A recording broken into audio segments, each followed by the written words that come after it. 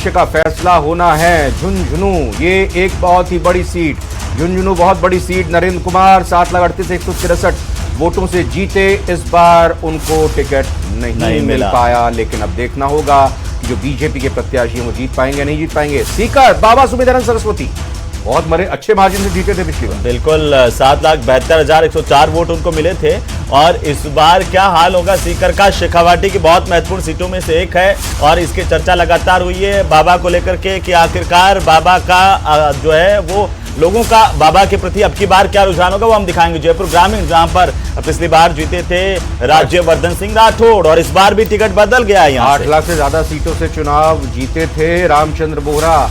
जयपुर से चुनाव लड़े 2019 में 9,24,065। ये बीजेपी का गढ़, बीजेपी का किला कहा जाता है जयपुर शहर की सीट को। और इस बार मंजू शर्मा यहां पर है। अब उनके मुकाबले में प्रताप सिंह खाचरियावास। जिस सीट की आप बार बार बात कर रहे थे अलवर, जिसका हमने एग्जिट पोल में जिक्र किया था, बाबा बालकनाथ की जगह पर इस बार भूपेंद्र यादव भारतीय जनता पार्टी की तरफ से चुनावी मैदान में, क्योंकि बाबा बालकनाथ को विधानसभा में खड़ा किया गया और वे विधायक बन गए। और अब आ रहा है भरतपुर काउंट। जी हां, भरतपुर बहुत ही दिलचस्प लड़ाई भरतपुर की भी मानी जा रही है। इसको आसानी में नहीं लिया जा सकता। रंजीता कोहली सांसद के तौर पर चुनकर आई, लेकिन इस बार बीजेपी का कड़ा मुकाबला एक तरह से कहें कि दिग्गज और वरिष्ठ नेता का संजना जाटव के साथ है। करौली धौलपुर मनोज राजौरिया 5,26,000 मतों से पिछले चुनाव को उन्होंने जीता। ये पिछले चुनाव की तस्वीर बतानी इसलिए जरूरी है क्योंकि इन्हीं बेंचमार्क के जरिए, इसी के जरिए मापा जाएगा। दौसा जसकौर मीणा टिकट नहीं मिला। टिकट बेटी को चाह रही थी, उनको भी नहीं मिला। 5,48,000 से हालांकि वोट जीते थे। दौसा की वो सीट जिस पर बाबा किरोड़ी लाल की साख एक तरह से दांव पर, उनकी मंत्रिमंडल, उनकी मंत्री स्थिति यहां पर दांव पर है। तो सवाई माधोपुर से बिल्कुल जौनापुरिया मैदान है।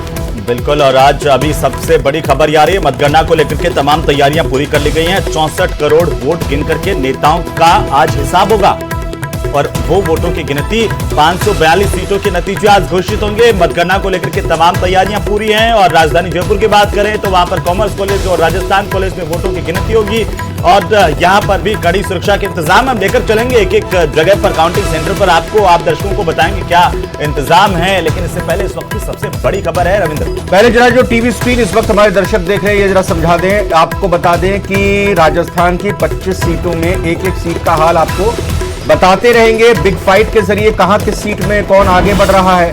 दूसरी तरफ राजस्थान की 25 सीटों में बीजेपी और कांग्रेस के कितने रुझानों में आगे बढ़त बनाए हुए हैं। तीसरी चीज लोकसभा के परिणामों को, पहले रुझान को अगर हम कहें, अब आप ये देख रहे होंगे कि खाता यहां पर बीजेपी का खुला हुआ है। यहां बीजेपी का खाता खुला हुआ आप देख रहे हैं एक सीट के साथ। जी हां बिल्कुल, सूरत वो सीट जहां पर बिल्कुल निर्विरोध एक तरह से कहें कि बीजेपी के प्रत्याशी चुन लिए गए, कांग्रेस के प्रत्याशी पीछे हट गए, बाकी और जो निर्दलीय थे उन्होंने भी अपना नामांकन वापस ले लिया। तो इसलिए खाता बीजेपी का एनडीए गठबंधन का खुला हुआ है, इसीलिए आपको टैली में सबसे ऊपर ये 1 नंबर दिखाई दे रहा है। तो ये बीच की तस्वीर में ब्रेकिंग नजरें लगातार आती रहेंगी, तस्वीरें आपको मिलती रहेंगी, ग्राउंड पर मौजूद हमारे रिपोर्टर जुड़ते रहेंगे। कपिल शिवाली शायद जी उदयपुर से सीधे हम उदयपुर का रुख कर लेते हैं, कपिल के साथ में जान लेते हैं कि आखिरकार जब काउंटिंग शुरू होने जा रही है, सुबह 8 बजे से मतगणना शुरू हो जाएगी, तो वहां पर इंतजाम उससे पहले कैसे हैं और प्रकट कीजिए कपिल शिवाली को टीवी स्क्रीन पर। और कपिल, अगर हमारी आवाज आप स्टूडियो से सुन रहे हैं तो हमारे दर्शकों को तस्वीरें दिखाते हुए बताइए इंतजाम कैसे हैं। जी बिल्कुल, देखिए सीधी में तस्वीरें दिखाऊंगा क्योंकि आज बेहद महत्वपूर्ण दिन है। आज लोकसभा के परिणाम आने वाले हैं, प्रत्याशियों के भाग्य का फैसला आने वाला। और अगर हम उदयपुर की बात करेंगे तो उदयपुर में 8 प्रत्याशियों के भाग्य का फैसला आ जाएगा। आप देखिए कि मतगणना स्थल जो कि आर्ट्स कॉलेज परिसर में बनाया गया है, यहाँ पर सुरक्षा के चाक चौबंद इंतजाम किए गए। जो कर्मचारी मतगणना में शामिल होंगे उन्हें 3 लेयर सुरक्षा के तहत होकर गुजरना पड़ रहा है। हर जगह पर उनकी चेकिंग की जा रही है, चप्पे चप्पे पर पुलिस के जवानों की तैनातगी की गई है।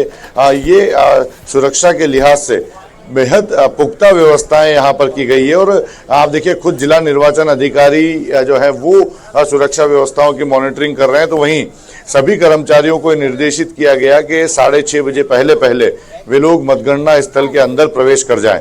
हम मतगणना स्थल के गेट नंबर 1 पर मौजूद है। यहाँ से मतगणना में शामिल होने वाले कर्मचारी जो हैं वो यहाँ से प्रवेश कर रहे हैं। तो जो सिक्योरिटी की जो टीम है वो यहाँ पर ये कोशिश करेगी किसी भी तरह का इलेक्ट्रॉनिक डिवाइस या अन्य डिवाइस जो है वो कर्मचारी अंदर ना ले जा सके, इसलिए चेकिंग की जा रही है। आप देखिए, अगर हम उदयपुर की बात करेंगे तो उदयपुर में कुल 14,87,238 मतों की गिनती होगी। 66.66% मतदान उदयपुर में हुआ था। तो ऐसे में जो रूल बनाया गया उसके तहत सबसे पहले ठीक 8 बजे उदयपुर में भी डाक मतपत्रों की गिनती शुरू हो जाएगी। चॉइस टेबल प्रत्येक विधानसभा, उदयपुर लोकसभा में 8 विधानसभा आती है, प्रत्येक विधानसभा के लिए चॉइस टेबल डाक मतपत्रों के लिए लगाई गई है।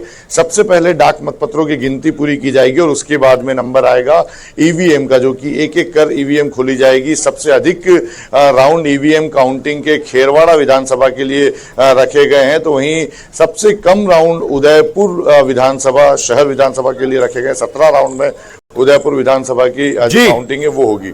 सुरक्षा के लिहाज से आप देखिए कि चाक चौबंद बंदोबस्त है और पुलिस की जो टीम है वो सुबह से यहाँ पर मौजूद है, जबकि क्योंकि यहाँ पर स्ट्रांग रूम यहीं पर बनाया गया था, तो जब से उदयपुर में का वोटिंग हुई है उसके बाद में बिल्कुल पूरा इलाका है ये पूरी तरह से छावनी में तब्दील है। बिल्कुल कपिल, आप नजर बनाए रखिए, बार बार हम आपके पास आते रहेंगे, अपडेट लेते रहेंगे। और जोधपुर से हमारे सहयोगी रंजन दवे भी हमारे साथ हैं, जोधपुर का हाल भी हम बता देते हैं। रविंद्र, हाँ, और रंजन, सन सिटी है जोधपुर, क्या तैयारी? आज का सूरज खास है, अहम है लोकतंत्र के लिहाज से, देश के लिहाज से, जोधपुर के लिहाज से। जी रविंद्र और हेमंत, सबसे पहले जोधपुर सूर्य नगरी से आपको नमस्कार। और जिस तरीके की बात आप कर रहे हैं, निश्चित तौर पर सूर्य नगरी सन सिटी जोधपुर है और क्या सूरज उदय होकर के क्या संदेश लेकर के आता है ये अपने आप में महत्वपूर्ण है। जोधपुर की अगर मैं बात करूं तो निश्चित तौर पर 64% से अधिक का मतदान हुआ था, जिसकी काउंटिंग आज यहां राजकीय पॉलिटेक्निक कॉलेज में होने जा रही है। मैं इस समय यहां भारतीय जनता पार्टी का जो प्रधान चुनाव कार्यालय है यहां मौजूद हूं। केंद्रीय जल शक्ति मंत्री के रूप में जोधपुर के सांसद गजेंद्र सिंह शेखावत और कांग्रेस के करण सिंह के बीच में सीधा मुकाबला यहां नजर आ रहा है। तकरीबन अगर बात करूं तो 17 उम्मीदवार यहां मैदान में थे और ये जो नजारा मेरे साथी कैमरामैन समीर इस समय आपको दिखा रहे हैं उससे आप देखिए निश्चित तौर पर विजयी मुद्रा में ये लोग अपने आत्मविश्वास से लबरेज होकर खड़े हैं और ये सभी एजेंट्स हैं। और जो ताजा जानकारी मेरे पास